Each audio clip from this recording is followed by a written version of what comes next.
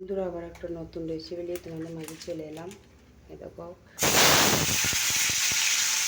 করলা ভাজা হচ্ছে, একটা পেঁপে আছে বানানো হবে। আর এখানে দেখো লঙ্কা চাটনি মতো হবে।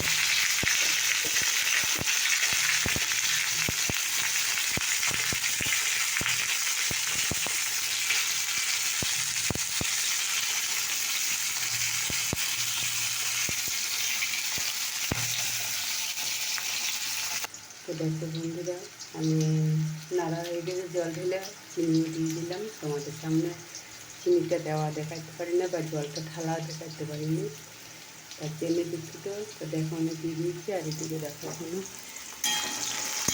করলাটা একটু ভাজা ভাজা করে নিতে হবে। তো দেখো এটা করলাটা ভাজা হয়ে গেল। তো দেখো তেল, 5 ফোড়ন, তেজপাতা দিয়ে দিচ্ছি। আর এই দেখো আলু যে কাটা আছে আলুটা দিয়ে দিচ্ছি। সেটা তো একটু নাড়া হয়েছে। এবার আমি মেশানো পরিমাণ মতো নিয়ে একটু হলুদ,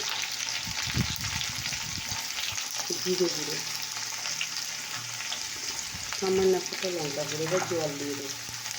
তো দেখো আমার কথা হচ্ছে। এইদিকে দেখো আমার চাটনিটা কিন্তু হয়ে গেছে। তো দেখো বন্ধুরা, এখানে জল ঢেলে দিয়েছি। তো করলা ভাজাটাও দিয়ে দিয়েছি, বেগুনটাও দিয়ে দিলাম। এবারে আমি একটু চাপা দিয়ে দেবো, ঢাকাটা দিয়ে দেবো।